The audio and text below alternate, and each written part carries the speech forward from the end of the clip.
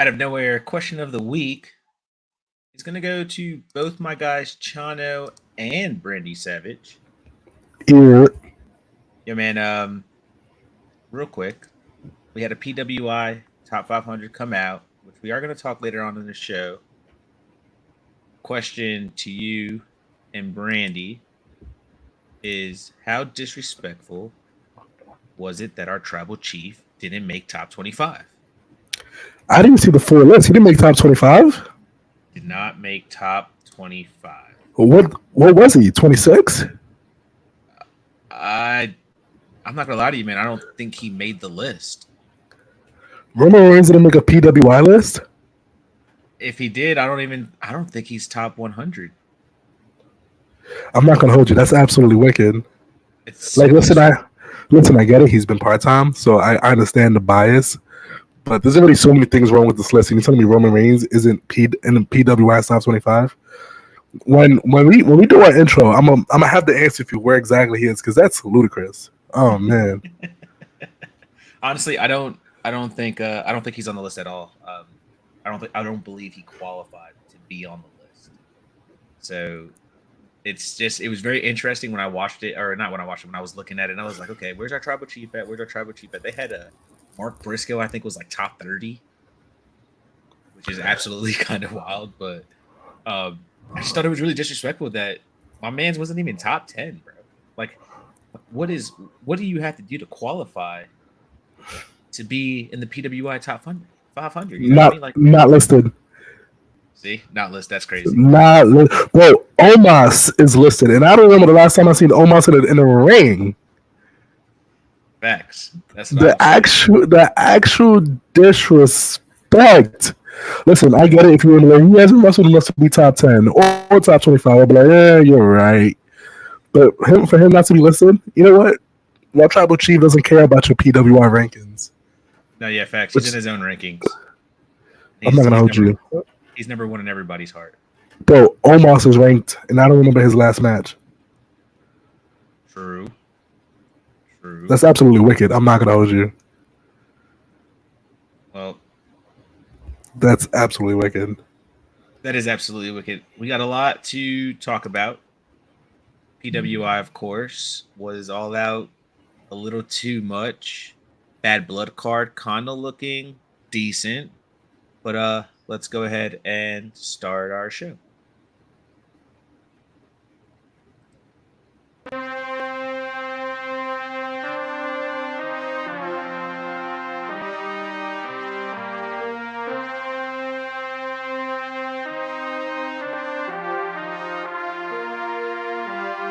Four sides of the ring, four sides of the ring. Everybody out here got an opinion, your ego shall die in the ring. If the debate's getting heated, we heating, you know it's been fire in the ring. We them guys in the ring, leave with your pride in the sling. Four sides of the ring, four sides of the ring. Everybody out here got an opinion, your ego shall die in the ring. If the debate's getting heated, we heating, you know it's been fire in the ring. We them guys in the ring, leave with your pride in the sling. Four sides of the ring.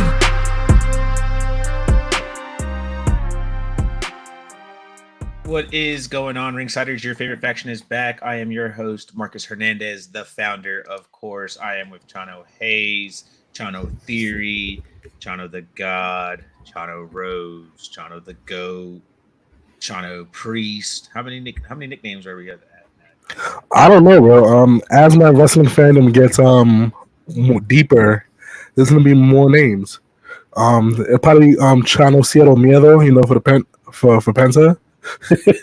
So we're working on it. Facts. What's going on, my guy? How you doing? We have a short week of wrestling this week. No pay-per-views this upcoming weekend. No PLEs this upcoming weekend. Thank God. Thank God. Wrestling these last 2 weeks have been absolutely beating my ass, and it's a lot. Football's back. Basketball's about to be back, so it's a lot that was smacking me at once. I'm not gonna lie to you, but overall, it was a really, really good week of a really good 2 weeks of wrestling. Big facts. Brandy Savage is in the building. He got to join us. What's going on, man? You were supposed to be part of this out of nowhere question of the week. So let me ask you, man, how disrespectful was it that our tribal chief Roman Reigns wasn't in the top wasn't on the list. He just wasn't on the list. I think it actually kind of makes sense. I think like 2024, when it comes to Roman Reigns, is just the year of aura. Like he's just walks out, it's aura. He goes back to his backstage, the aura's gone, and it's missing. And he hasn't really competed this year as much as like what 2 matches, maybe 3. And like I think he had a match in January, then he had the Royal Rumble, and then main event, the Mania. So I have a question for you, makes Brandy. sense.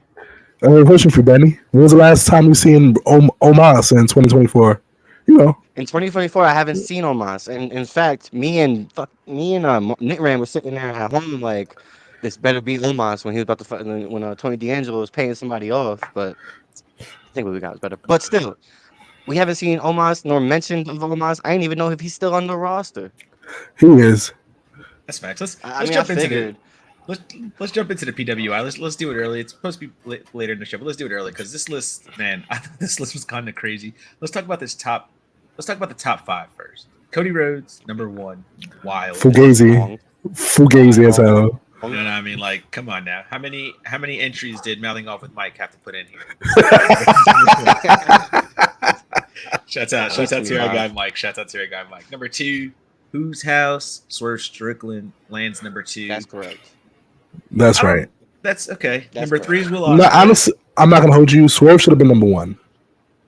So Yeah, here's I why I think say Swerve should have been Swerve number should have 1. been number 1. I think the reason why Swerve should have been number 1 is the same reason when we have the conversation about the Shield and their success, and we always we always be like, Moxley should be the number 1 guy. Realistically, he has the most success.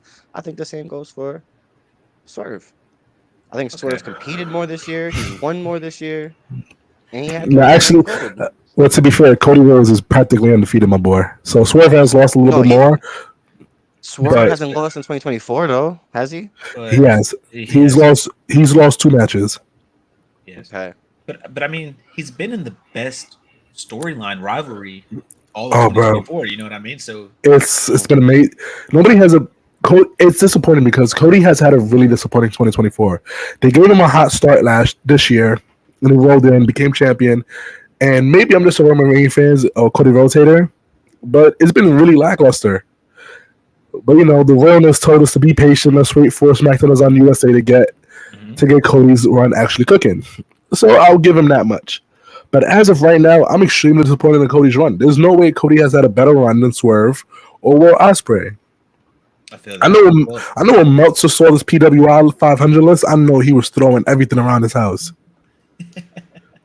Everything he could grab was on the floor. Well, speaking of Will Ospreay, he was number 3. He landed the top 3rd spot, if you will.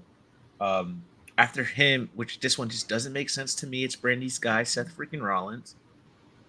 He's not top 5. He's not top 5. Sorry. Not top five. To be honest, he's probably wrestled. Top 5? He's wrestled the same amount of time as Roman Reigns. No, y'all wrong. Y'all completely wrong. What Seth Rollins has done for the industry this year was amazing with 1 knee. Let's talk about it. Hold on. He put Cody Rhodes over, just like Roman Reigns. In 24? Yeah, he put him off like by helping him win, whatever. Just that whole storyline of just being involved in the 2 main events of WrestleMania. That was Cody Rhodes and Seth Rollins. They were both involved in that, along with Roman Reigns. Correct. But Seth Rollins also put over Drew McIntyre. Also put over Damian Priest. He's put over so many people. With his losses, they're all wins. Really, if you really think about it. Yeah, but he's not top 5. He's top 5. He's top who's 5. 6? He's literally Who's 6? NATO? Number 5. I'll Number 5 was explain Nato. why. Number 5 was Nato. So that's your top 5 right there. Is Terrible. The number 1 draft pick for Raw. Rollins. The number 1 draft pick with Listen. no knees. Man's had no knees. He was stuck in the pick. Brandy, I will give you when Seth is healthy, Seth is a force to be reckoned with. Seth But- with 1 knee was a force to reckon with his whole last 2024. I'm not gonna hold you. His WrestleMania matches were kind of sluggish, but it's understandable. He was down a knee. He came back early to have a WrestleMania moment. I'm not mad at it. But we're talking about more deserving for 24. He's definitely more deserving than Nato. I'm not the saying, NATO. I don't know how Nato's 5, but I'm not saying that Seth shouldn't be on the list because he definitely should be on the list. Maybe it's not 4. Maybe just not 4. In my opinion, just not 4. 4 is crazy. 4 is kind of especially not above Gunther. Number 6 is the Boricua King, the Wepa Papi, Damian Priest. Well deserved. A little high, but well deserved. Number 7 is Maxwell Jacob Freeman lands the 7th spot. I respect it. Great run. Number 8 is Mr. John Moxley. Well deserved. Number 9 is Gunther. Deserved it. And he should be higher. He should be 4 over Seth. Gunther should be 4. He should be 4 over Seth, realistically.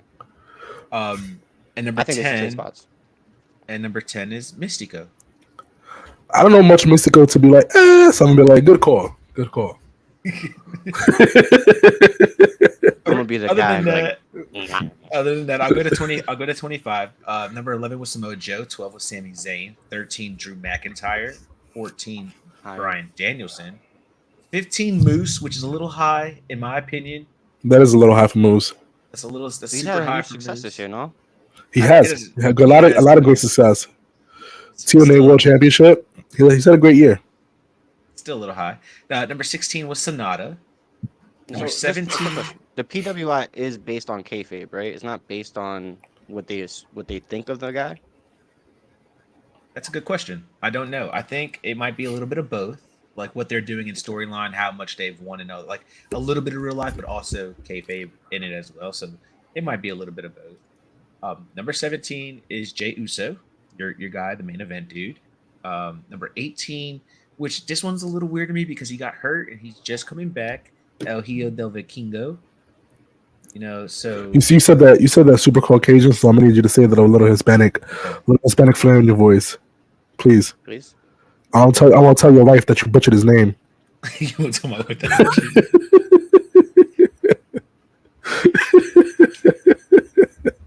Why don't you do it for us since you always be trapped in the coro, yeah? I'm a little nasally. I can't do it for y'all. Okay. El Hijo. That's why. Del Vikingo. Still terrible, but I take it. Hey, bro. I take it. What you get. I gotta make sure that the audience and the listeners can hear us. You know what I mean? Crystal clear sound. Number 19, Mustafa Ali. Well deserved. Nice. Good for him. This one was a little weird for me too, and he's my guy. You know what I mean? I represent the king of the bums, but 20 is way too high for Eddie Kingston. It's never too high for Eddie Kingston. Eddie Kingston should have been number 1. Never too high for Eddie Kingston. Oh man. Eddie Kingston is a goddamn superstar. Goddamn it. Okada's number 21. Little whoa. That's kind of crazy. That's kind of crazy. I'm not gonna hold you. Eddie Kingston above Okada's are wild. It's a very wild sentiment. That's what I'm saying. But I'm here for this agenda. My man's went to Wembley in a Patrick Ewing jersey. Mm-hmm. Number 1 in the world, number 1 in our hearts. You know what I mean? It's always orange or blue skies. Number 22 was Nick Nemeth. 23 was Alex Shelley. 24, okay. Orange Cassidy. Okay. And 25 was Alex Kane. I mean, a couple wild factors. That's your top 25. I want to give a shout out. Martin's not with us tonight. He has COVID, ladies and gentlemen. So Martin, we do hope that you get better. He's in here. He said Roman's not on the list at all. He didn't qualify. He said Cody's been on every WWE program that they've had thus far. Not true. Okay, there. Speak. Hey, preach, Brandy, preach. The Bloodline took him out for a week or two. Seth was wrestling with injuries. He said NATO's been carrying Japan right now. And he said Nick Nemeth should have been higher. But you know what, Nate Ram? You know what? Trick Williams is 28. Top 30. Woo! Top 30. I'm sorry. If you got headphones on, that's ooh to me. I apologize. Yeah. But my man's top 30? He's actually 28. Let me 20. tell you. Who's above? Who's above? He's above. Christian Cage, Dragunov, Mark Briscoe, Zack Sabre Jr., Speedball, Mike Bailey, Paul, Fire, Josh Alexander, Fire, Rey Mysterio, I mean, that was a given. I mean, look at Trick. He's over Carmelo Hayes. Martin's going to take his COVID leave from working. He's going to write hate mail to PWI. Martin said this list is trash now. He was co-signing it. He was co-signing on the list. He was like, "Yeah, this list would make sense." Guys that are 50 and over. Randy Orton at 55, AJ Styles 56, Claudio Castagnoli 57, Kevin Owens 58, Jack Perry 59, Trick Williams all over all those guys. That's cool. That's wild as hell. That's pretty crazy. That's pretty crazy. You know what? Trick Williams made the list before the Tribal Chief even made the list. I mean, it's not a lie. Wait. He's over Carmelo Hayes. He's over Carmelo Hayes. He's over Bianca Belair. I think this is just men's, right? This is just men's. Yes. So he's over Braun Breaker. Yes. This is insane. Yes. That's insanity. Martin, I'm with you on this one, man. One guy that's up here that I love to see. It's still a little early. He's number 95, Javon Evans, which is, I mean, that's incredible accolade for him. Shouts out to the young OG for getting that right there. So top 100. Hell yeah, good for him. Yeah, but question: how did Omos qualify? When was the last time we seen Omos? I think it was that one match. It was like the Andre the Giant Battle Royal. That might have been it. And previously, before that, we haven't seen him since Mania. The previous year's Mania against Lesnar. I'm lying, Seth. Match? No, he hasn't done an underground match. His last 3 matches is WrestleMania against Lesnar, Backlash against Seth, Andre the Giant Battle Royal. Those are his last 3 matches, and he was ranked. So, what does it take to actually qualify? I guess a lot, to be honest. I couldn't tell you. Like, I couldn't tell you how they come up with this, and if it's work ethic and kayfabe. Where was Omos's work ethics? I haven't seen that man in a match in dummy long. No, that's exactly what I'm saying. When was the last time we actually seen this man in a match? So what's the qualifications? How do we start? Like, what are the guidelines? Why am I not on the list? I know, right? Why am I not on the list? Why can I the same amount of matches as Omos?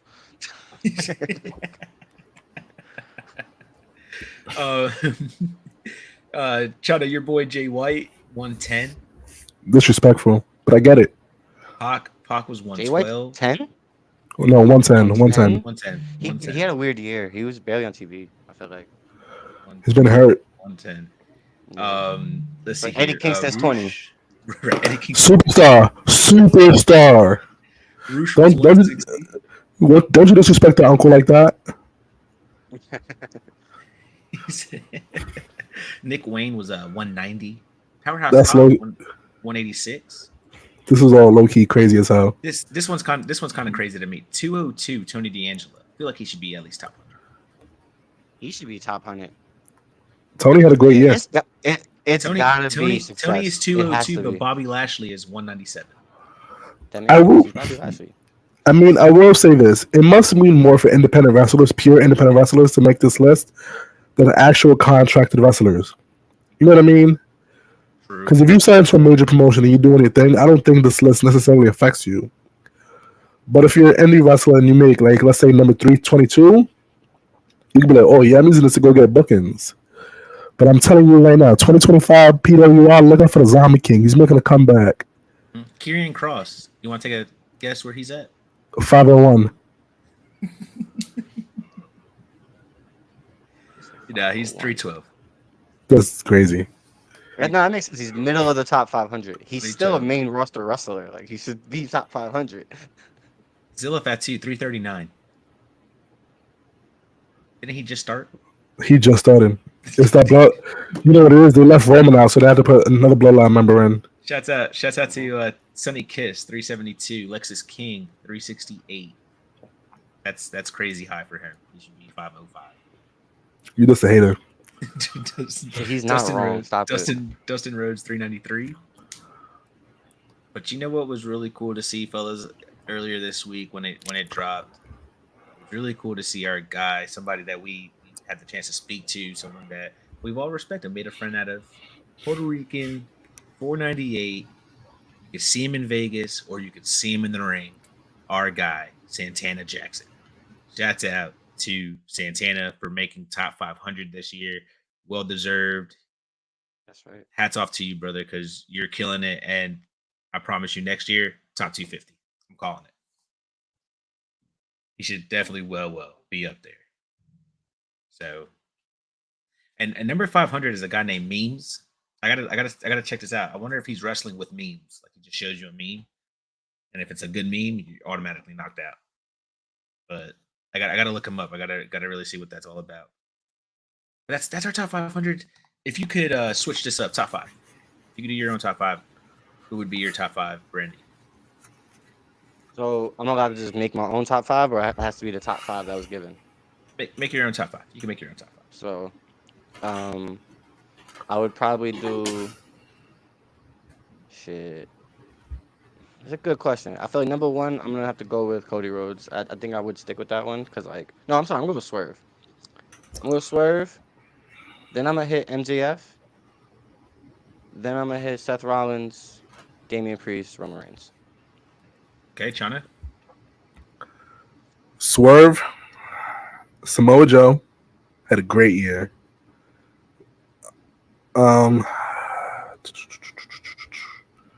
Christian. Gunther.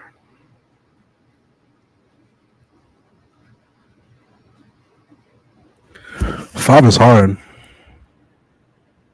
Then probably Damian Priest. I'll put Priest 5. Priest had a great year too. Okay. I don't have Gunther off my list. That's crazy. It is crazy. Yeah, Seth 3. My man's barely showed up.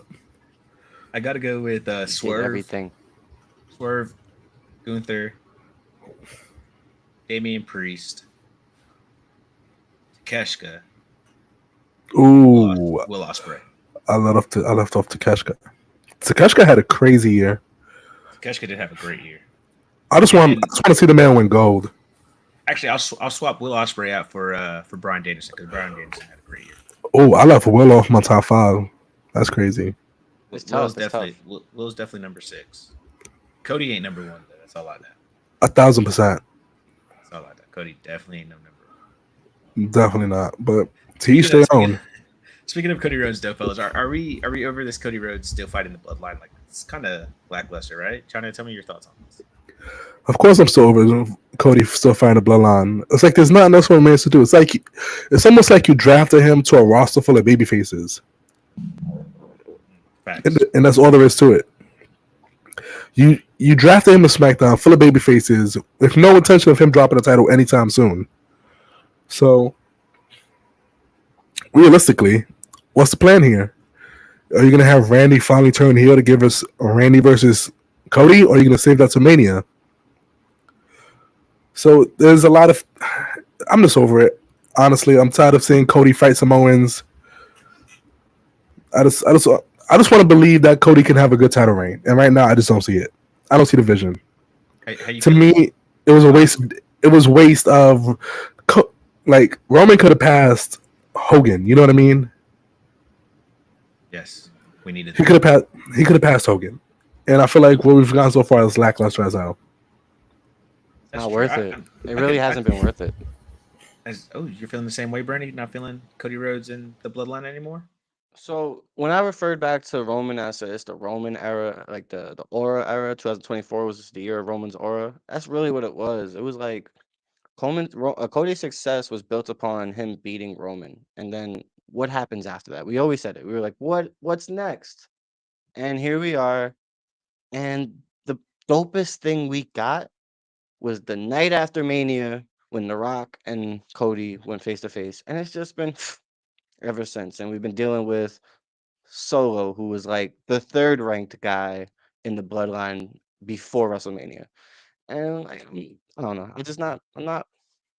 I think it's too predicated on the Bloodline, which is like, I get why, because it's the only way to sell it. Because like Chan said, there's not There's nobody there for him. When he won, we all said it. There's no heels in the company because the top champion in the company was a heel, so everybody was a babyface. Now we have to do the flip, and we're still haven't even got there yet because of Triple H's long-term booking. I don't think the issue was that there was no heels in the company. I think the issue was there was no heels in SmackDown, right? Because if you look at it on the flip side, on the red side, on Raw, you had guys like Gunther, you had Finn Balor, you got all of the Judgment Day, you got Brunson Reed, you got Raw is just filled with all the heels. You got the bad guy club and you got the good guy club, and I think all this should have died out, and we spoke our thoughts about Solo and how we thought, you know, he's not really in that conversation of, you know, future superstar with the company like Carmelo Hayes and all the other guys that we named, Trick Williams, you know, just to piss Nate Ram off. But yeah, man, I don't this Bloodline stuff, man. It's becoming too much, and it seems like they're just going to keep adding and adding and adding onto it, and it's just not good without Roman Reigns. It's not good without the Usos. It's not good without Paul Heyman. It's not the Bloodline. It's Solo doing hood rat shit with his cousins. And Tama Tonga being an absolute feral bastard. Tama Tonga just being a walking meme, bro. Yo, he's so funny, man. Especially when he be doing the gremlin noises just past the camera. I was like, this man got issues. You know, so I don't. It's been a lot. It's, you know, it's dragging, and it's like Cody is adding all these guys. Kevin Owens. Now all of a sudden, what the Street Profits got mixed up in it. Got all these, like, I don't know, man. It's just too much. It's too much going on with the Bloodline. It should have been over. Beat Roman Reigns at WrestleMania Night 2. Main event. Shouldn't have happened, but it did. And Cody should have just went and done something else. You know what I mean? But he's not doing that. He's fighting. I can't believe I'm saying this. He's gonna fight Solo in a cage match on Friday night, which is absolutely ridiculous. I mean, I'm not gonna hold you. Cage matches for me are ruined at this point. Swerve and Hangman set a standard that cannot probably not be met for a really long time. Now with insanity. True. I feel that. It's, you know, it's just Nick Ram said the Bloodline is just Lion King. It is. No, honestly, he broke it down to me, and it's legit Hamlet, like through and through, bro. They must I'm have telling a you great right club now. back there. I'm telling you right now, we think Roman's Mufasa, but it's really Solo's Mufasa, and Solo's Mufasa, and what's his name is? He's Scar, but Jacob's gonna be the new Mufasa. He's the new Simba. Well, Solo's not the leader like we think he is. Cody told him, I want you, Jacob. You deserve a match. He's not getting it yet. He's not getting it quite just yet. Shout out to the Zombie King, because he threw that out there in our group chat a long time ago that Jacob was gonna get that spot. But Cody Rhodes, Solo Sikoa in a cage match. Is this enough for you to tune in Friday night, Chano? If I wasn't a regular wrestling fan, no. Well, I don't want to see part 6 of these two with terrible ass chemistry. So I'm not going to enjoy myself.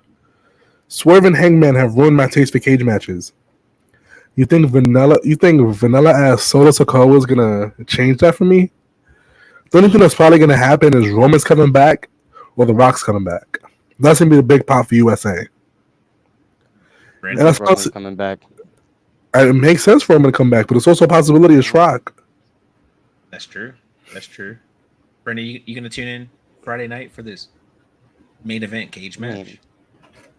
I think Roman's coming back, so yeah.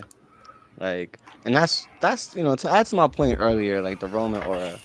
Like, SmackDown's been a dub since Roman left, and it was great when he was there for 2 minutes.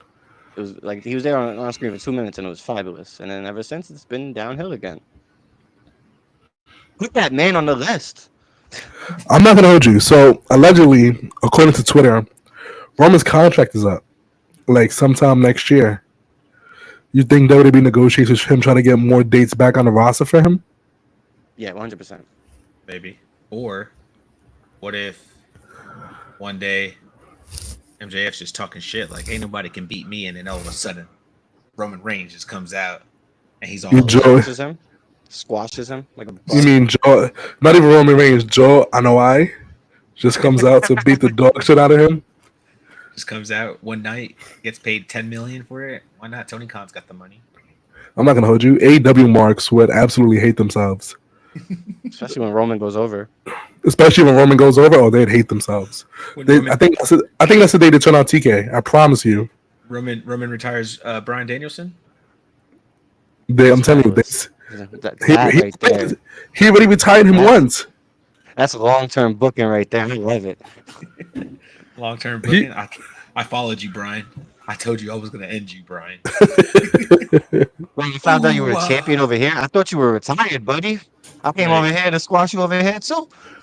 What are you still doing here, old man? No, definitely. But yeah, man, I'm over the Cody Rhodes. I'm over the Bloodline stuff right now. I got to see something new. I got to see something switched up. I got to see something exciting out of this. A cage match is not exciting because I know Cody Rhodes is going to carry this match 100%. Solo is going to look like Solo, and Cody's going to make him look good, but we know that he's You know what sucks? You know what honestly sucks about this? SmackDown has 2 babyface champions, and there's honestly not enough heels to go around for either one of them. Not enough, bro. So, Like he said, give the people what they really want. Give me Cody Rhodes versus Santos Escobar, Bad Blood. That's what you want? I mean, closest thing we're gonna get to a babyface heel fight. We got Martin said memes is Blue Cane. Oh yes. Wow. Shouts out to Blue Cane making top 500. Good looks on that Nick Ram. He said Solo is Scar. His bloodline are the hyenas. Matthias is Roman, and Jey is Simba, who ran away after Mufasa died. And Jimmy's Naga? What about my guy Jimmy, bro? Jimmy's Naga. No, that story. No, Jimmy's Naga. He's gonna come and meet up with his boy. Like, hey guy, you're alive. He's Timon. He's Timon. He's just chilling. He's just got no drama in his life. Mark's also in the chat. He said, "What's good, fellas?" He had a pop up to see where Chano's guy Chris Jericho. Oh, did we say Chris Jericho's name? I hope not. I don't even think I saw his name. But Mark, Nit Ram's favorite trick was 28. He's top 30, and Nit Ram loves it. He's head over heels. But moving on, man. Fellas, Tiffany Stratton, man, she's got the money in the bank in her hand. She's gonna cash in, and we know she's gonna cash in, and it looks like she might be cashing on Nia Jax. Who knows? Nia Jax may drop the title before that time even comes. But do you think she is gonna have a successful cash in with the money in the bank? Randy Savage.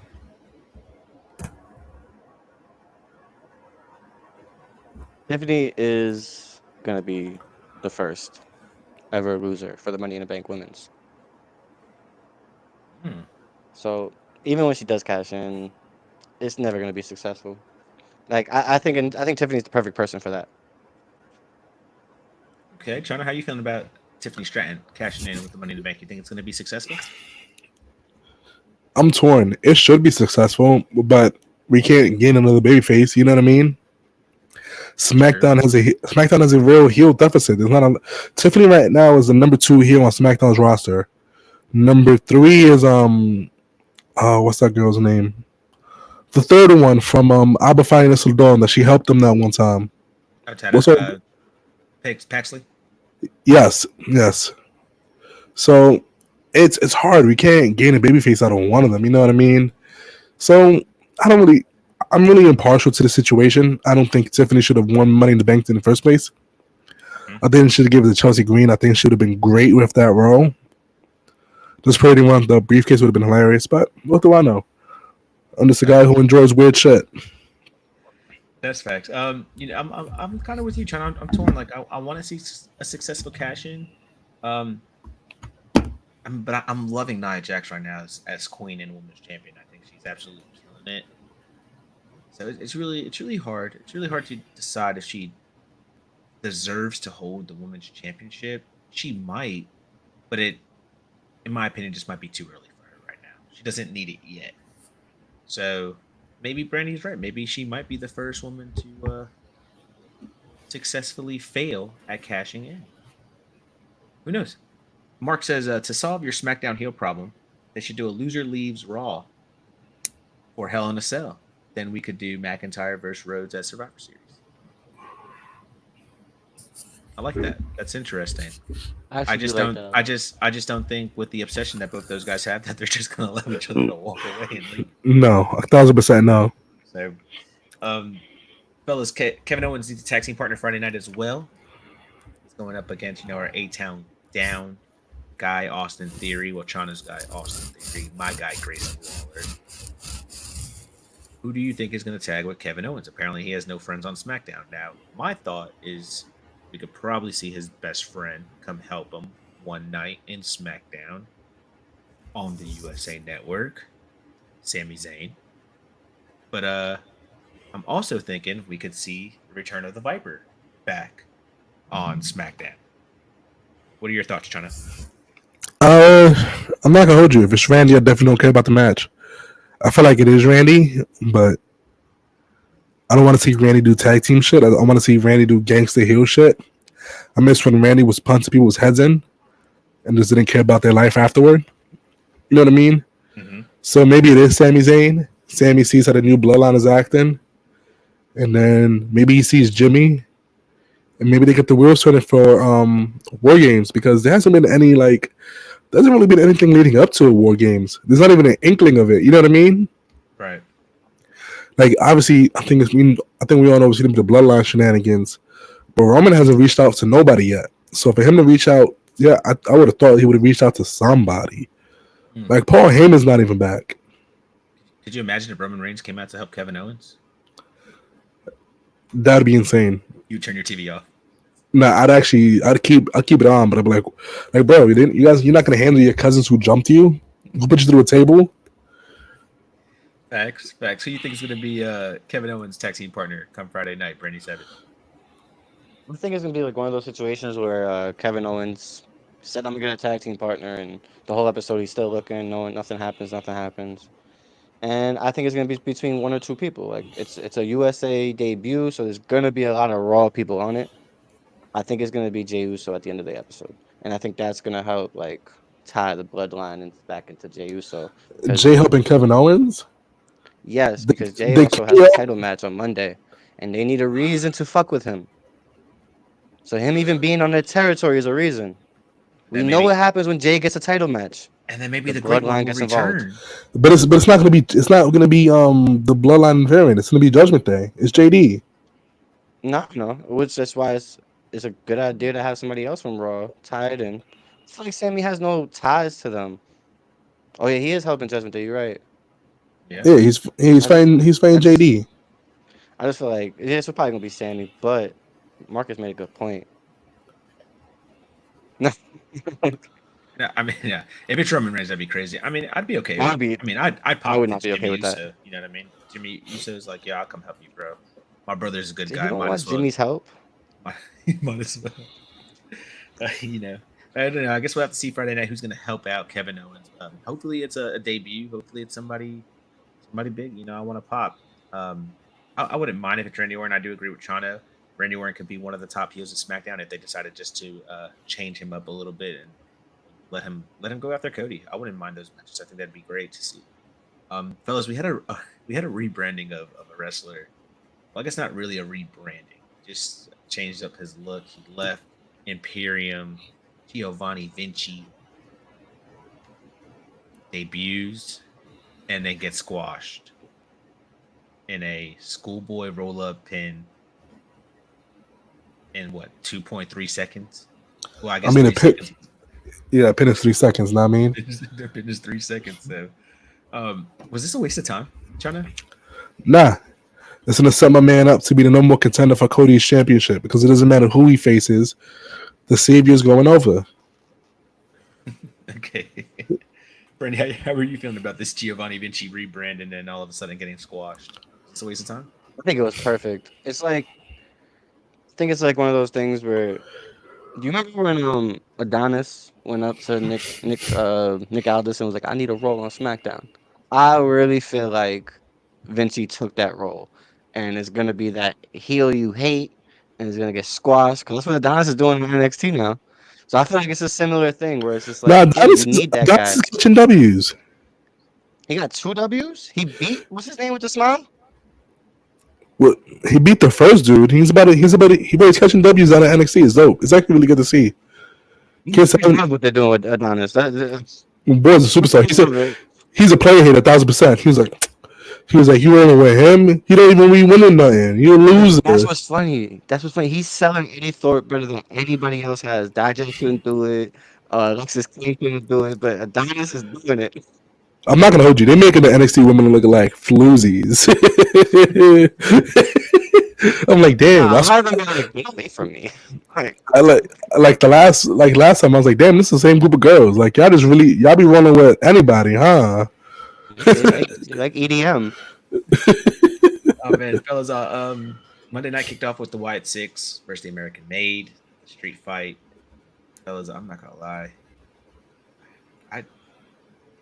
I'm not enjoying this in-ring work of these guys, man.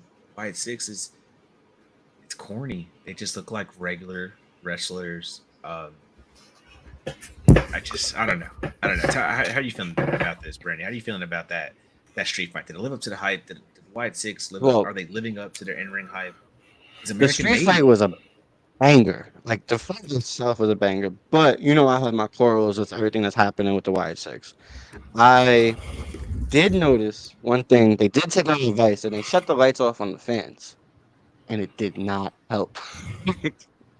The lights on the ring still are too bright, and it doesn't make it spooky enough. I was hoping for something along the lines of like having like when you remember when Nikki Cross came out from underneath the thing, like put smoke, do something. Like they're missing the spooky aspect. So like I'm not buying it no more. Like Jacob Fatu's debut, he got RKO'd and stood right back up. Bo Dallas had a 50-50 match with Chad Gable. Like I mean Uncle Howdy. Like Bo Dallas can have a 50-50 match with Chad Gable, but Uncle Howdy should not be having 50-50 matches right now. It's his debut. And I feel like that goes for all of the Wyatt Six. Chana, how are you feeling about that? I think I enjoyed it. I enjoyed it for what it was.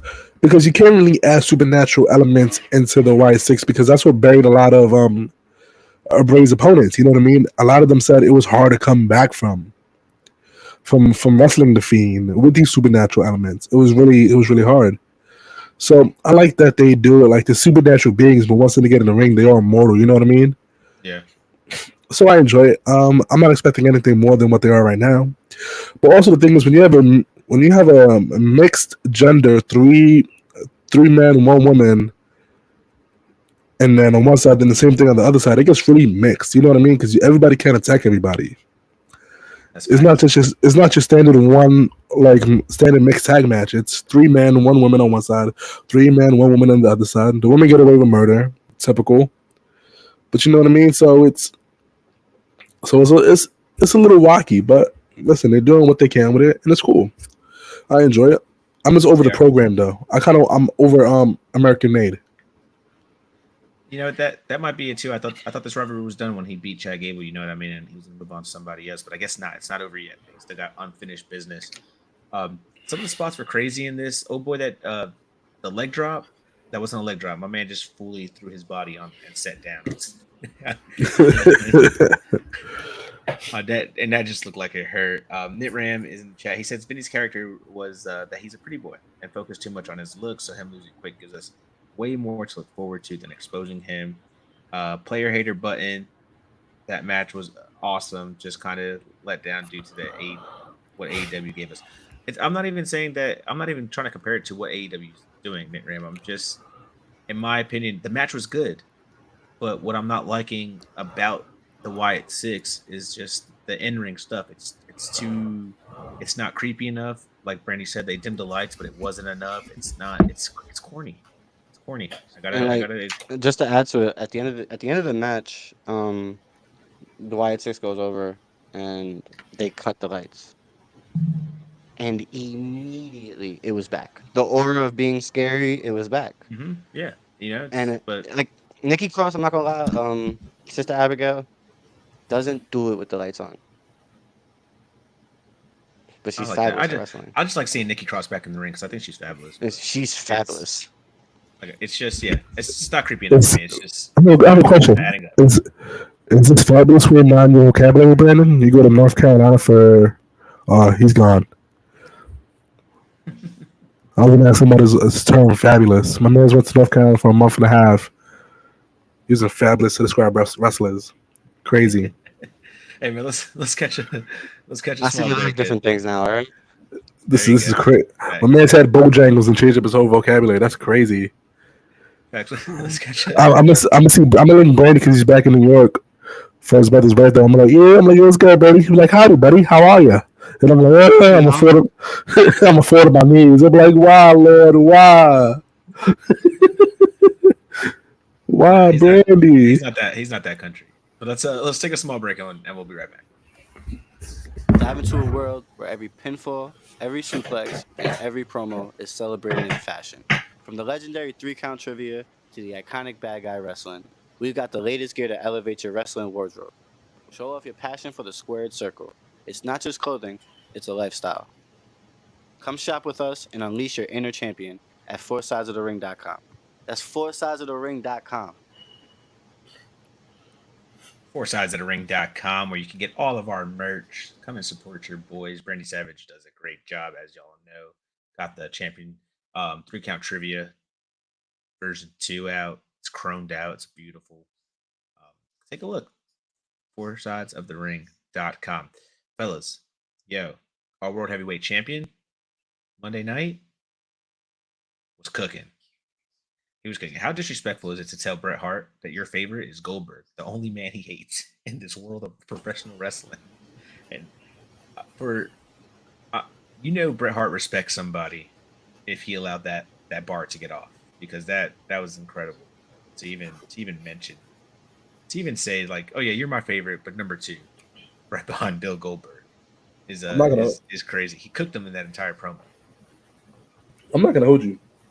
For Gunther to be saying that, I know he's full of shit because he be cutting ass on these sports entertainers type wrestlers his whole entire career. And the first thing he tells Bret Hart, the most technical wrestler alive, is, yeah, you know who I fucked with? The sports entertainer guy over you. Because I don't know if... That's why he was so yeah, I know that's why it was great, but I was like, bro, you fella...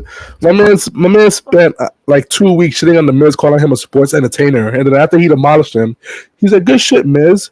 You wrestled a little bit. I'm like, you know what I mean? So it's low-key crazy.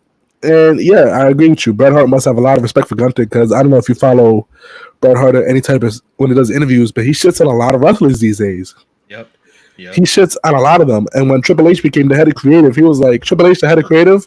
When I was in the WWE, I didn't hear this man say one good idea. And he's in charge of your creative? So the fact that he was welcomed with open arms shows that Triple H has the company ahead of anything else, because that's wild as fuck. I'll tell you who had me dead. Dax Harwood got on Twitter. He said, Bret, why? They can't even acknowledge Bret Hart no more. But Brady, how are you feeling about our world heavyweight champion Gunther just cooking the legend Bret Hart? I think it was perfect, but we all know at the end of the day, like, Gunther's number 1 is like William Regal, and number 2 is probably Bret Hart. Like, it's like, I'm sure that was established before we came after Putin, and Bret was probably like, just mention Goldberg. Before he went out there, Triple H was probably like, hey, when you go out there, tell him your favorite is Goldberg. And Gunther was like, who? Just say that. Nah, man, it was... Bret has a good point. It was probably William Regal, Nigel McGuinness, and then Bret Hart. There's a whole bunch of UK guys and Bret Hart. It was weird seeing him. It was weird seeing him back. Like when you see Bret Hart walking through the tunnel, like he looked like he low key didn't want to be there, but the check was nice. You know what I mean? Sure, 100%. So was it better than a TK check though? Nah, 1,000% no. You know TK is overpaying for everything. TK got money. True. That's true. That's facts. TK got that money. But one thing, last thing on it, I do regret low key that Sami Zayn was the one. The whole time I was like, why is Bret Hart here? Then I was like, Gunther's gonna come out, be super disrespectful. Then then babyface Sammy in Canada is gonna come save the day. Facts. It's just terrible. I like Sammy, but Sammy's just super down bad. So going from like losing the strap, losing the rematch, going for the tag team titles, telling Jay to go fuck himself. I'm going for the World Heavyweight Championship. Just from him to lose in the World Heavyweight Championship match. It's just my man's just down bad. Down bad. If he does get a match at Bad Blood with Sammy, he's down bad. That might be the match of the night. You know what I mean? Who knows? But speaking of Bad Blood, they got a couple matches listed. We got Drew and CM Punk in a Hell in a Cell. Whack. Liv and Rhea going at it. That actually might be good. Finn Balor, Damian Priest. If Damian Priest goes over, that's whack. One thing I want to talk about is the Intercontinental Championship. Now, I feel like this match should be on Bad Blood. It's probably not, though, because I don't think Jey Uso is winning gold. And my question to you guys is Jey Uso the greatest almost champion ever in the WWE? Like, when is this man finally going to hold some solo gold? And if Nick was here, he's going to say never, because he's a tag team wrestler. Oh, my God. Nick such a hater. That is crazy. I can't believe he'll say such things. But yes, he's the greatest almost wrestler of all time. My man's almost won the world title twice, the Intercontinental like once or twice, the United States Championship he lost on some almost shenanigans. You know what I mean? If you just leave my man's with an actual opportunity to win gold without outside interference, he's probably a champion by now. And I think they've been booking him that way multi-time. Listen, if he was uninterfered with in every single match he won, in every single title match he was in, he'd be Universal Champion, World Heavyweight Champion, Intercontinental 2 times over, and United States Champion. And that's a crazy resume. And I think they've been booking him this way for a reason. So honestly, that singles gold is coming. They've been protecting him. So I think gold is on the way. It's just a matter of when. I think, honestly, I would like to believe he's the one to dethrone Gunther. Wow. That might be a little bit of a hot take. Nick Ram says he's just a tag wrestler. He said him and Damian Priest are going to hold the tag belts. That's crazy. My man's can't taste or smell anything, and he's still being a hater. He's still drinking that haterade. Freddie Savage, Jey Uso, is he the greatest almost champion ever? And when do you finally see him winning some solo gold? I think the greatest almost champion is far-fetched because we've had some greats, man. Yeah, I mean, I'm starting to be on that guy. I'm starting to believe it like everybody else, man. He's a tag team wrestler. He hasn't proved any outside success, and he keeps going back to the tag team wrestling. And he's only going back like he's being booked that way. But there are times where he cuts a promo and he's like, "No, it's a tag team build." And it's like, Jay, I'm not gonna hold you. I'm not gonna hold you. This is how I know you. This is how I know Martin and Brandy live together, because Brandy used to be so much more optimistic about these things. But it's just Martin's constant haterade type shit, just beating the life out of Brandy. I know it is. But you into the Savage as much as I would like to, so I think I'm just trying to get back into it. No. I even wrote this bandana today. You know what I mean? Call me Brandy Savage, bring you the madness. You know what I mean? Nah, I gotta bring the optimism back to your eyes, because my man's just a full blown hater. It's Martin's fault. We know that. It is Martin's fault. I agree with Chano. I think Jey Uso is the greatest almost champion ever. My thing is, I wouldn't mind if he beat Braun. It would be too early, obviously, if he did do that. But I wouldn't mind it because it would humble Braun just a little bit. You know what I mean? Just a little bit. Like, oh, you lost to the veteran, the guy that's been doing this, the guy that knows how to run the ropes 100 times over, probably better than you can. But you don't want to take this hot streak from Braun right now, because Braun he's been killing it, man. Walking up to all 4 guys, just looking them up and down. Dude, he walked up to Braun Breaker. Braun's like 5'4". He looked Braun Strowman up and down like, bro, you are nobody to me. I think it'd be a fitting story for Breaker though, because look, he underestimated Sam and he lost for that exact reason. So if he underestimates Jay, he might lose a strap. You know what I mean? But obviously, the Judgment Day is going to be involved. So Jay's not going to win. Nate Ram says JD crosses Jay against the Braun match, and Jay and Damian take revenge and take the tag team titles. It was written all over the walls. You just a hater, my guy. Let's move on. Let's move on to somebody's debut match on Tuesday night. Our girl Julia, who we all said moved the needle for us. Brandy Savage, you weren't part of that episode with the realness. You can check that out right now on YouTube. But Brandy, did Julia move the needle for you on her debut match? Absolutely. That girl, oh man, what a perfect dance partner. Like, there was nobody else. Like, as soon as I didn't know, like, apparently this match was booked ahead of time, and I didn't know. And as soon as I seen Chelsea Green coming out, I looked at Nick Ram and I was like, man, that's the perfect person. He's like, yeah, because you seen that match with Hillary Clinton. I'm like, exactly. So she was the perfect person who, like, if she's still doing hard style, that's she could take it and tell her like, look, they're not going to be able to handle that. Tone it down a bit. That's facts. That's facts. Chana, did you enjoy Julia's debut match? I did. I feel like we saw Julia slow herself down a little bit, which is kind of unfortunate to see.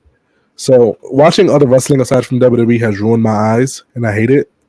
I used to watch WWE with crystal eyes like they did no wrong. But yeah, she looked like she was working a little bit slower.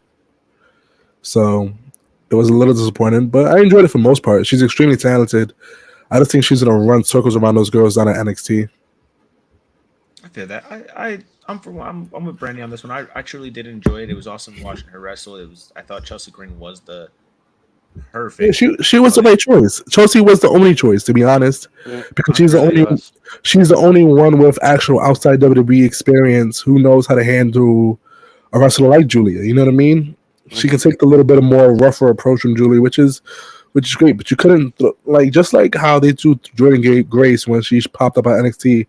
Other girls from the WWE like PC, that was fine. It is what it is.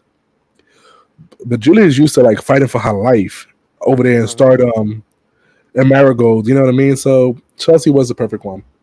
I think like like Chancellor, you know, she's the only one at this moment. I think she's the only one because like you kind of want to say everybody who can handle Julia at this moment, which is like I guess Roxanne. I'm not really counting like anybody at NXT. I would just really count like the Kabuki Warriors and stuff like that. Those guys, you don't want to tie them up into that story anyway. You saving that. You save that. That's big bucks right there. Chelsea Green, that's not a story that you could retell a year, 6 months from now. You could make them beef again if Chelsea Green ever goes over, in a sense. I can see that too. Yeah, I thought, like I said, man, I really enjoyed watching Julia's debut match. I thought Chelsea was the best opponent, like Chano said. Slowing it down, maybe, but she picks it up. I think that's why they want her to wrestle some of these girls so she can kind of get familiar with that pace. Chano, you tweeted it out. You tweeted it out earlier in the week, man. You said, I hope when at the CW match, I hope Julia and Roxy go balls to the wall, full speed. I want to see. Honestly, I want to see Julia make Roxy work. 1,000%. I want to see that exactly. I want to see that match at full speed. I want to see them throw every single bone in their arsenal at each other, and I feel like Roxanne can handle it. Roxanne is called the prodigy for a reason. She's been wrestling in different companies for a little while. I feel like she's been working a little stiffer to get used to Julia. Mm-hmm. So I feel like if they weren't going to go stiff and a little bit fast paced, what was all this prepping for? You know what I mean? Right.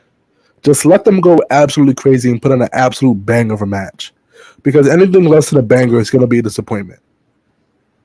I agree. I agree with you 100%. That's facts.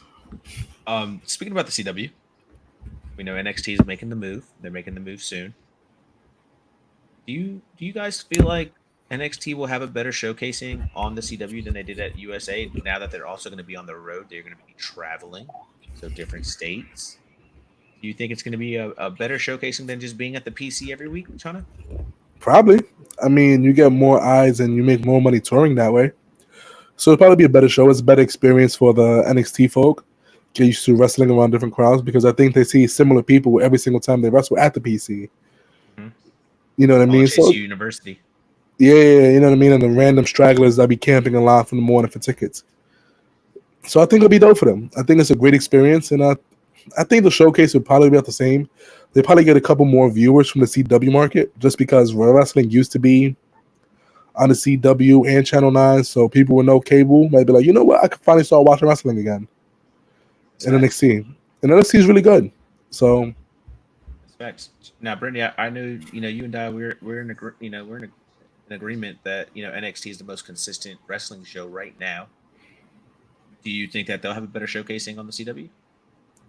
I think the way they've been booking leading up to CW kind of shows what they're gonna do going into it, and it's kind of obvious. Like we've had a lot of main roster stars come, we had the TNA stars come, and just trying to get eyes on the show before they move, I guess. But I feel like once the hype of like, oh, the CM Punk, the Randy Orton kind of leaves, I still think they're gonna be banging. Like NXT operates as if they have nothing to lose. And I think that's why they're so good, because they technically don't. They're development. If someone's not doing something right, you could just blame it on the fact that it's development. So you really don't have anything to lose. And I feel like on the road, if they book it the way it's been booked with, like these reoccurring stars, the TNAs, the main roster stars, then yeah, it's gonna be the NXT is gonna be really successful on CW. I agree with both of you guys. I think they have a chance to do some special stuff with NXT being on the CW, especially like when Survivor Series comes around. You know what I mean? Instead of coming out with NXT shirts, they come out with CW shirts to attack these USA Network guys. You can have a battle between the networks if they're in the same town as Raw or SmackDown. Have those guys, have an NXT guy go out there and just cause havoc. Yeah, we're out here now too. We're not just in Orlando. We're not just in NXT. And so I think they are going to have a better showcasing. I'm just a little worried on the traveling, and what kind of arenas they're going to be targeting, because I'm not sure if a lot of people are fans of NXT. I mean, they book smaller venues.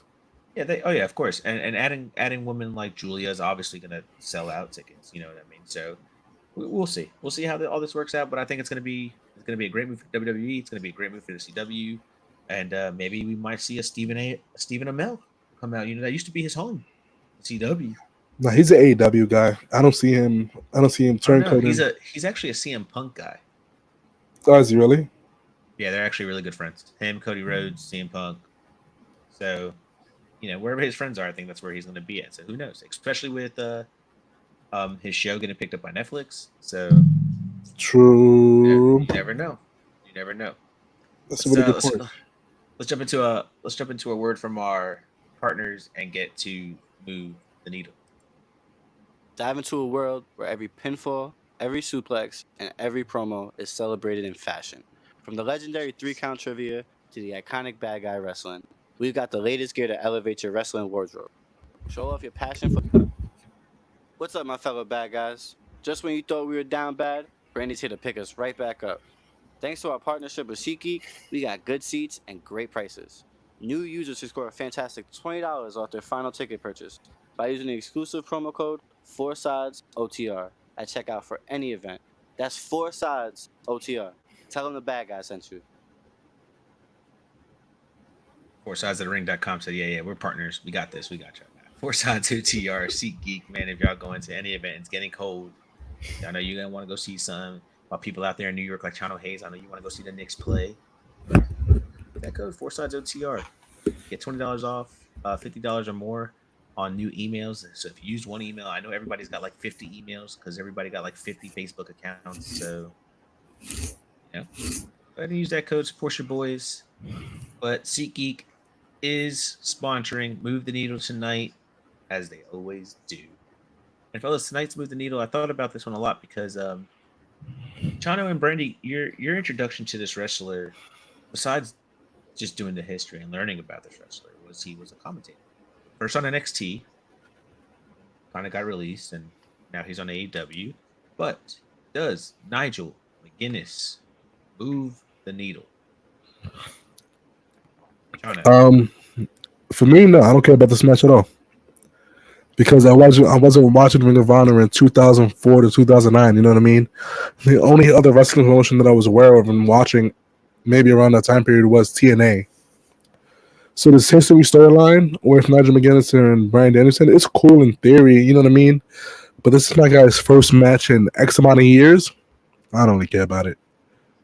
And I'm not saying it to be a dick because I know there's a lot of like hardcore wrestling fans.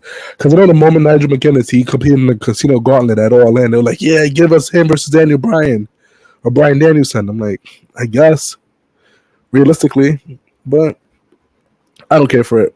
If I go to Grand Slam, which I probably will, I'll watch it if it does happen. But I don't necessarily care much for it. Randy Savage, how you feeling about Nigel McGuinness? Does he move the needle? I'm kind of on the other side of the fence with that. I feel like I love when they introduce history, even if I'm not familiar with it. And like I've always growing up, my favorite thing was always commentators getting in the faces of other wrestlers. Like whenever Jerry the King Lawler would get up out of his seat and try to fight somebody, it was amazing. That was CTV. So I feel like with this, it's kind of the same thing. It's like you don't know Nigel's history, but I hear his voice every week. So to see him wrestle is going to be pretty dope. Look at that. I mean, I feel like it's Taz versus Chris Jericho at All In. You know what I mean? Yeah, I would hope Taz fight somebody other than Chris Jericho if that was the case. Yeah, but you know what I mean? I feel like it's Taz. If Taz gets out of his goddamn seat to fight somebody, he'll be real upset because when I was growing up, people would constantly test Taz when he was at that commentator table, and he would always sit there with the sad puppy eyes, like I couldn't fight. I would be so upset because I love Taz growing up. So yeah, I would love to see Taz also get in a fight, and it's like kids growing up who exclusively watch AEW. I don't know if that's a thing, but you know what I mean. They're gonna be like, I don't know Taz's history, I don't know Taz's history, but if they take down the headphones and get into a fight, I'm all for it. I mean, you know what? I like what both of you said. Brandy, I like the fact that you stated that whenever they bring in the history, especially when it's not familiar to you, and they show the history, you get to learn something and you get to accept the knowledge and understand what Nigel McGuinness did for Ring of Honor and other promotions. Nigel's moves the needle for me. I think this is awesome for him. I think he just wants this one and done match with somebody he highly respects in the ring, somebody that he probably would have had a feud with for maybe 5 years. You know, if Brian would have never went to the WWE. So I think this is the guy he really wants to have a last match with, and I think Tony Khan is such a mark and a fan of wrestling that he's going to allow Nigel to have it, which he is at Grand Slam. I know if you do go, which looks like you are going, I think you're going to enjoy a really good match and a goodbye to Nigel McGuinness and his in-ring competition, just back in doing commentary. Man. I'll tell you what though, if the bar is closed by that time, I'll watch the full match. But if the bar is still open, I'm grabbing my goddamn margarita. Nick says, I think it's just a proper goodbye to his in-ring action. It's Daniel Bryan's last match, so this is his biggest rival outside of WWE, and Nigel never got the proper goodbye due to this. I feel like they could have done this. I feel like they could have done this after the Moxley feud. But apparently, everybody thinks Mox is going to retire. Danielson. I don't think it's Mox. See, speaking of, go ahead. You don't think it's Mox? I don't think it's Mox. I think it's gonna be Darby. I don't think it's Mox. I generally think it's Darby. I think it's Darby. See, well, speaking about Darby, speaking about Mox, Randy Savage, if you are the number one contender for the world title, are you going to put your number one contendership match on the line? No. I already proved I'm the number one contender. Why would I need to prove it again? Because Jon Moxley wants the spot. Because you're a real sicko. Jon Moxley's a dickhead. He is. What the hell? He just came back. You haven't fought in how long? You want the number one contender spot like that? Get out of here. Go to the back of the line, chump. Well, he acts nicely. I would never say that. He wouldn't. You'd be like, you want my number one contendership, sir? Here you go. Just take it, buddy. I want no problems with you and your. What about? Don't hit me with a light bulb, sir, please. You're the number one contender, man, and Jon Moxley tells you, "Yeah, I want your spot." You're gonna be like, "Yeah, I'll put my spot up on the line. You gotta fight me first." Nah, honestly, I'd be in the back of the arena on a live feed, telling Moxley he can eat my shorts. No, facts. Me too. I'll be telling John Moxley he could suck one while I'm standing behind Tony Khan. 1000%. I'll be sucking up to the Bucks OD. Like, get this villain away from me. Nah, facts. 100%. I thought it was crazy. I was like, come on, Darby. I know you like to do wild things, but like that's not a wild thing. It's pretty, Like, do you value your life? Do you think Darby's gonna win this match and keep his number one contendership? Nah, he clearly has some things to settle with Danielson. Yeah, I think kind of gotta agree with Chance on it with the Darby possibly being the one to take him out eventually, because like he's probably gonna lose his match. Mox is probably gonna get the number one contender, and then they're just gonna like keep pushing the Darby match over and over to the end. You think Bryan Danielson is gonna do like a Damian Priest? He's just gonna see Darby backstage and be like, "Hey man, I know you lost the number one contendership, but don't worry about it. Wrestle Dream, it's your match, me and you." 1000%. This guy gave away a rematch that he was not even gonna be around for. right. Yeah, nor Damian have the ability to do that now. Yeah, facts. I thought it was crazy, man. I'm not giving up my number one contendership spot because you're just telling me to, and I'm not gonna tell you to fight me for it either. I'm just gonna tell you, well, tough noodles, bro. Go to the back of the line. You haven't. Like I tell you what though. I'll tell you what though. That's what I would say. If I win, you can come see me afterward, or if not, yes, you can beat your own way. I'm not. What the fuck I look like? I fought this for my life, and I got put in a coffin by Jack Perry. You think I'm scared of you? No, F you. Facts, 100%, bro. We had a crazy unsanctioned match on Saturday night. Chano was on the nightcap. You could go watch that on Mouth and Off of Mike's YouTube. That was so funny. But Hangman is still obsessed with Swerve Strickland even after putting my man to sleep. What's in the needle, Hangman? Drugged him with whatever he drugged him with. Then chlamydia. Then the kill shot with the chair. That's why I know you watch the nightcap. Yo, so the nightcap was a great episode. If you guys didn't see it, please watch the All Out nightcap and me and Mike. It was gold. So basically, I had a bet. Where it was like, what if this past Wednesday, Hangman came out and he said, "You know what was in the needle needle Swerve? Chlamydia. Enjoy the itch, bitch," and just like walked off. It was like realistically, what was it? That's what they need. I'm not gonna hold you. That's some real WWE Vince McMahon storyline, though. He definitely would have been like, "Hey, you gave him chlamydia." That's exactly what you. The whole world's gonna think you have chlamydia. It's curable. You'll be fine. The settlement for treatments afterward. I enjoyed the part where he was walking backstage and just looking at everybody. I really enjoyed the moment he had with his old faction, the Dark Order. I don't even recognize you anymore. I got a crazy theory that this is gonna lead to maybe possibly Kenny Omega returning and telling Hangman that he's gone too far, and maybe that's Kenny's first match back is with Hangman, and Hangman probably beats him too.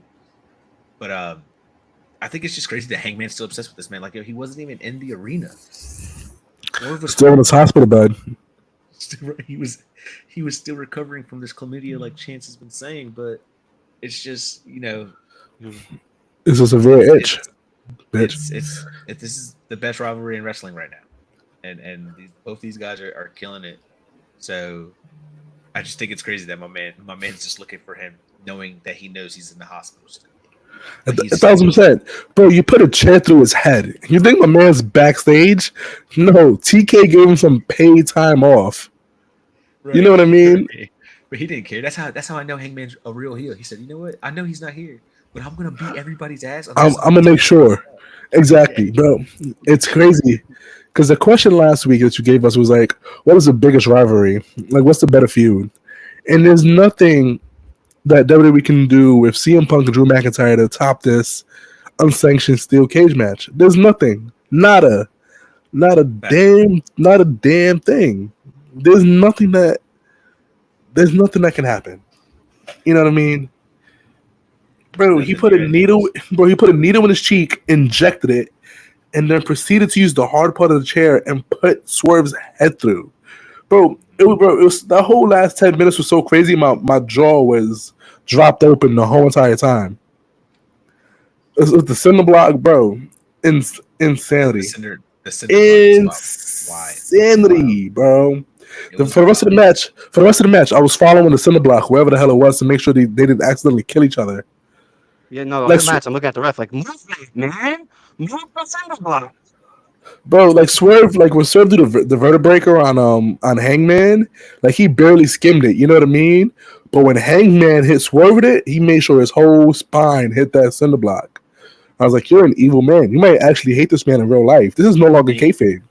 Me and Nate remember before he was like, when Hangman did the spot to Swerve, he was like, see, that's how Swerve was supposed to do it to Hangman. I said, I don't know, bro. I think Swerve did it best. I think I would rather get scraped than have somebody throw my entire spine on the block. You know why? Because the scrape will sting for a little while, but you're back on that cinder block. You're gonna have back pain for a month. Mm-hmm. That scratch is gonna be hurting. I'm not gonna hold you. Swerve's been tweeting. I wish he would just tweet himself in the hospital bed. It would just make it so much. It would just make it so much better. That'd be hilarious, man. That would be hilarious. We had a really good match on Wednesday night. Ricochet, second match in. He had a really good match with Sammy Guevara. It was actually really good to see Sammy Guevara not hurt somebody and do really great things in the ring. I think his time with Dustin Rhodes, I'm sorry, R.I.P. Dusty. Dustin Rhodes has been really paying off for him, and he's learning a lot of great things. Fellas, did you notice that Ricochet walked out of the heel tunnel? Chano, you think Ricochet could be a heel? I mean, I'm not gonna hold you. I just found out this whole philosophy between babyface tunnel and heel tunnel like 2 weeks ago, so I'm still getting accustomed to it. But no, I don't think Ricochet could be a bad guy. He's a great dude. Look at him. He didn't know that was a thing, like Chance. Yeah, you know what I mean. He just got there. How would he know? You didn't know the tunnels? No, I didn't. When somebody comes out of the middle, they're a tweener. Like Okada. Okada's a tweener. He's not a heel. He's not a face. He's just he's Okada. No, he's just Okada. Yeah, he's just Okada. Bro, I don't. They came out the other day. I forgot who it was. They came out. They went into the heel tunnel, but it wasn't Ricochet, and they were a face. And Martin was like, he just looked at me with that look. I was like, what? And then he broke it all down for me. I was like, what did he do? I'm like, what? He walked funny? Did he have a limp? Is he okay? When a heel does a heel thing, we all gasp. All he did was walk through the tunnel, and he was like, oh my god, he's a bad guy now. He just shook his hand. He's gonna turn on him. What are you talking about? The only way Ricochet can be a heel is if he stops talking and takes Don Callis' screwdriver and stabs Will Ospreay. Oh, that'd be fire. That'd be absolutely fire. Ricochet joins the Don Callis family, and Don Callis kicks Will Ospreay and Kyle Fletcher out. I'll fuck with it. Honestly, Ricochet, yeah, he can't talk. He's a good guy. Mm-hmm. I seen Ricochet at Wale Mania. It was the most surreal, unnerving situation ever because me, Jacob, and Nitram, we got there late. We got there a little late. And then I see somebody on the phone, angry on the phone. I was like, yo, she looked mad familiar. I'm like, this bald headed dude with a beard. He looked mad familiar. I was like, oh shit, it's Ricochet. Then he smiled and nodded at me. I was like, oh, that's a good guy. He could have told me to go F myself expeditiously. But he didn't. So I don't think he'd be a bad guy.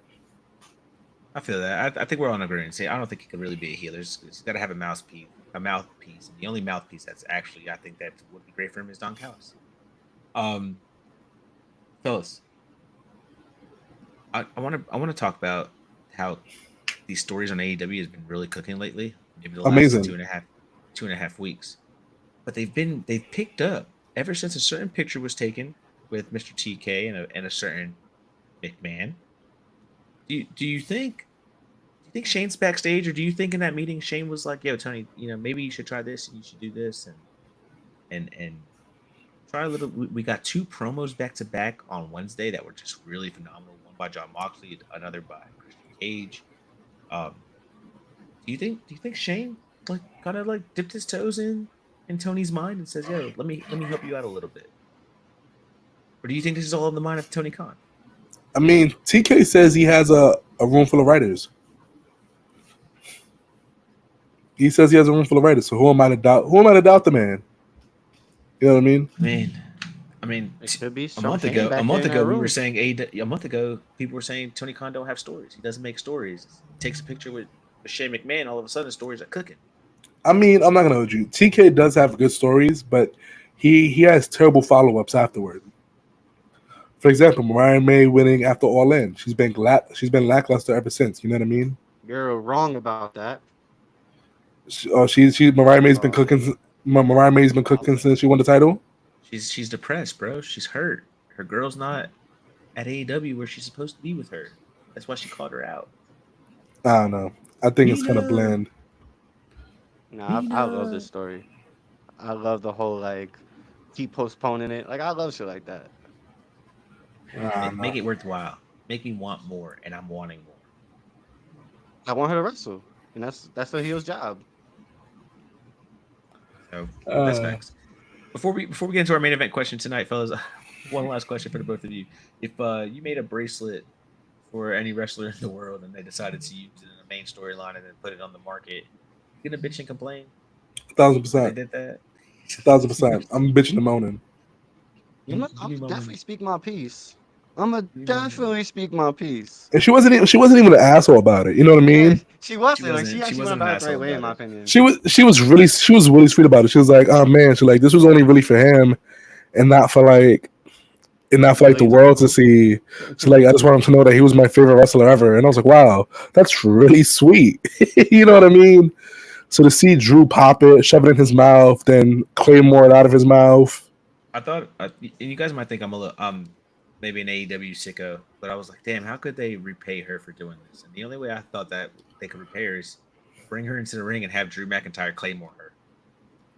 I mean, I don't think she's a real sicko. I mean, but that would be great storytelling right there. You know, I would love to get Claymore. You know what I mean? I'm still trying to convince Ant to superplex me off the top rope, but you know, CM Punk's like, oh yeah, we're in your state. I'm really sorry that all this happened. You know, they gave her tickets to a show. And that's what I'm saying. And then at that show, you know, he brings her out to the stage like, this is the girl that did all of this, and then Drew McIntyre just comes and Claymores her right in the face. That'd be insanity. I'd pop. That'd be some real heel shit that I can get behind. That's what I'm saying. That's a way to get them to start getting a little close to the Swerve Hangman feud. I'm not gonna hold you. I can't wait to Netflix. They need to get darker fast. Hopefully, Triple H said nah. Hopefully. Let's move on to our main event question tonight. The only thing that's changing is the curses from the crowd. That's terrible. No, that is terrible. That is terrible. But all out changed my mind completely. Well, let's move on to our main event question. I see murder. Looks like all the talking has been done. It's time for the main event. Main event question, fellas. Was AEW's All Out too intense or controversial for mainstream audiences? Chano Hayes? I felt like they definitely should have put a disclaimer. If you have a kid under the age of 12 watching this, they probably should not. And that's about it. I felt like it was crazy. The Willow Statlander match was a great match. Oh my god, phenomenal! Right? The Bryan Danielson match was a good match until they choked him out with a plastic bag, which was insanity. That was honestly the real crazy part. And then the whole entire Swerve and Hangman match was absolute fucking bonkers. But other than that, just put a disclaimer like, yeah, this is not really for young bulls. Honestly, even the MJF match, because my son was still up a little bit for the first match, and then like Daniel Garcia and MJF, they were just spitting on each other's faces. I had to tell my son, nah, baby, you don't do that. They're weird. Weird people do that. I'm like, when you get older, we talk about this, but no, weird people do that. Actual adults, no. It's not acceptable. I thought you was going to say Grayson looked at me in my face and spit in my face. Honestly, my son is a menace. My son hit me. I told the guys in the group chat. So the first thing in the morning my son does is he wakes me up with a tsunami, and then he puts me in a rear naked chokehold to wake me up in the morning. And then I got home. I laid down for a little bit because I'm a little sick, as you see from all these tissues I've been blowing my nose with. He hit me with like 10 tsunamis, a couple of them knees on the spine, and then he hit with a chokehold. And then he put his mother in a DDT, hit her with a DDT, and then another tsunami. So my son's just on a rampage right now. The last thing I need him doing is watching AEW. I think he's watching John Moxley matches behind your back. He might be. He might be Brandon sending him a catalog. So she needs to do to your father. How you feeling, Brandy? Jack Perry matches. Has he said Real Glass yet? Who Grayson? He might. Oh damn, it's not working yet. How are you feeling, Brent? How are you feeling about AEW's All Out? Did you feel like it was too intense? Was it too much for the mainstream audience? So I remember going on Twitter the next day and just seeing the outrage, and I was like baffled by it because like I feel like there was enough disclaimers. Like it's an unsanctioned match. It's a lights out match. Whatever happens here on out, the AEW is not responsible for. Like they kind of said it. The only thing they were missing was the Dave Chappelle. Please don't bring your kids. That's about the only thing that was missing. But I feel like I actually didn't watch it, but I heard like certain like podcasters, like ECW legends, being like, "If you were upset about this, we got a lot to talk about." And I'm like sitting there hoping he's on the side of like the extreme, but I never listened to it, so I don't know. But I would hope the ECW legend would be on the side of extreme because it's kind of what wrestling's been missing, and like it's one of those things. Whenever like something's missing, we get it back. There's always going to be a group of people complaining that we don't I need think that. I I think disagree. that We need that. I think for the most part, most of the AEW's core audience is people who was watching the Attitude Era in the 90s. You know what I mean? And most of us have kids now, and most of us want to share our love for wrestling with them. You know what I mean? Like I'll let Grayson watch a little bit of SmackDown or Raw with me. If AEW's not doing anything too crazy on a Wednesday, I'll throw it on for him. But from off the rip, it was a lot. It wasn't a lot for me per se. Me watching as a fan, I thought it was great. I thought it was gruesome as hell. But just this having my son up at the time as the first match kind of threw me for a little bit of a loop. So as a parent, AEW is definitely not something I would ever show my show my son. I haven't taken to a show. You know what I mean? But at the same time, I understand their concerns as a parent. As a parent, I understand it. As an actual fan, fuck their feelings. But as a parent, I understand. Here's my thing. You know what I mean? I'm like Brandy. First of all, I enjoyed the pay-per-view. I thought it was phenomenal. I thought It was great. Then hop on Twitter. You probably shouldn't be hopping on Twitter Spaces after AEW does something really good because all the haters are out. And I'm just seeing all the videos. Oh my god, I was watching this and I was watching it with my kids. It was 11:45 at night and somebody got stabbed with a syringe. I'm not gonna hold you. That's an insane visual though. That's the one thing I thought I wouldn't see in a wrestling match. Somebody get a stab with a syringe full of chlamydia. Guys are spitting each other in the face. It's like, come on now. That was a little crazy. This is professional wrestling. That's their version of entertainment, and I was entertained the entire time I'd watched that baby. Listen, as a fan, it was cool, but like as somebody with a child, it was. If your child's watching it, probably shouldn't be watching it. I'm used to AEW not being that crazy. I mean, it's kind of like one of those things, like when we were kids. You know what I mean? Like my pops would tell me all the time, hey, you can't be watching this. You can go to your room. Or what are you doing up at? You're 5 years old. What are you doing up at 11:45, almost midnight? I feel you, but I think it started at 8. And I usually send my son to bed at like 8:25, 8:30ish. You know what I mean? But that unsanctioned match came on at 11. Oh, what 11? Oh no, yeah. My son didn't watch the rest of it. The only thing I thought was when MJF and Danny Garcia were just spitting at each other. I thought that was multiple times. It was crazy. And they're both better men than me because as soon as MJF had spit him out, I did broke character, bro. I just straight whooped his ass, bro. Bro, Daniel Garcia did it 3 times, bro. I was like, oh man, these guys are menaces. But he deserved to do it 3 times. Did you see that woogie MJF put in his mouth, bro? It was borderline disgusting, but I was very entertained. Oh my man. I saw Wrestling Mark on Twitter put, he's like, if wrestling is not 3 steps away from being gay, I don't want it. That was wrestling so much. Shout out to Wrestling Mark. I'm just saying, man. It's like, come on now. It's like, are those the same people complaining about, Drew McIntyre taking a bracelet that a fan made for CM Punk and put it in his mouth and kicked it and broke his teeth? No, I'm not gonna hold you. That was also low key a crazy ass moment. Just imagine that girl who made the bracelet. Wow, this man really popped my shit that I made for this man because I love CM Punk. Not only did I not want this in a storyline, he popped it and he claymore it out of CM Punk's mouth. Are these the same fans that are saying that the Wyatt Six are too scary, that their kids can't watch why it's 6 on TV. I'm not. Listen, you can say whatever you want. Mercy the Buzzard is absolutely terrifying. Yeah. Mercy is terrifying. I mean, I agree with you. I'm just saying, like, these people complaining about wrestling aren't complaining. You know, like, if you're gonna complain about stuff like that, you gotta complain about it all. You know what I mean? Tell Triple H that the White 6 is too scary for your kids to be on television.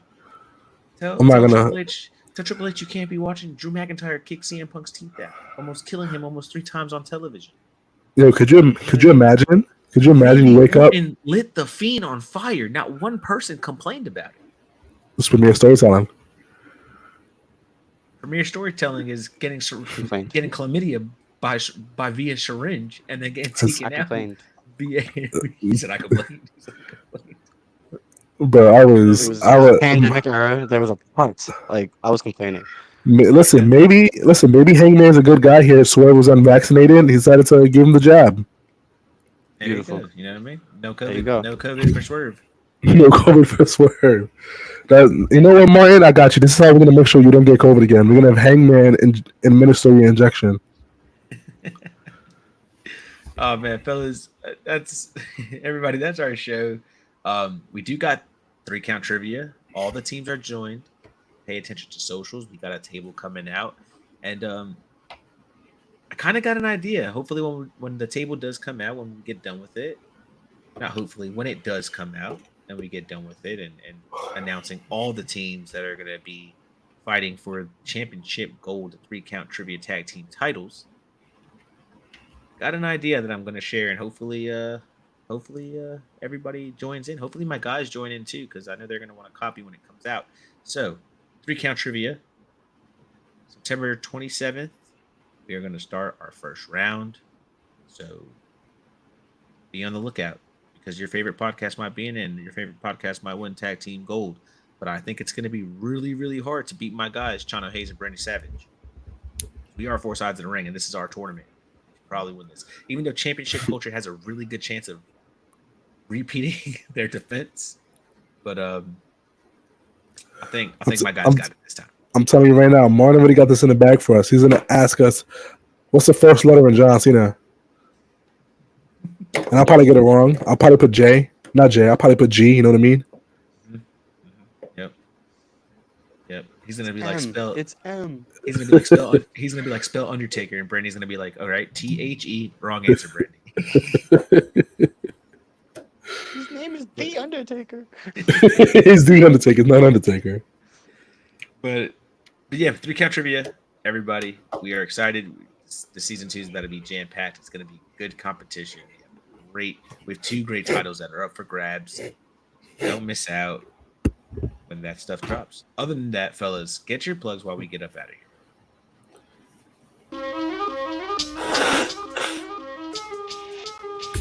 You can No, you good.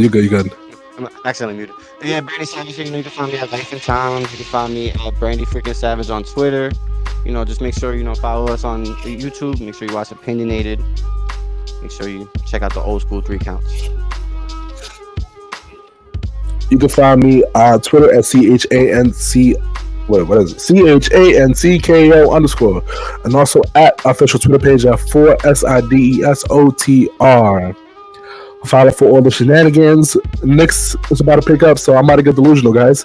The moment we hit 500, we're going to the chip. Hey, that's facts. 500. Make sure you follow us on all our social media platforms. 4 Sides of the Ring Podcast, 4 Sides 13R. You follow me at the founder MH. Appreciate everybody who shows love to our page and all our content. 3 count trivia is amongst us. Trivia season is coming. Nimram's not here, but he's the one that makes you say, "Oh damn," and "Oh damn, he's not here." But hey, y'all enjoy Friday night. Enjoy wrestling. We will catch you guys next week.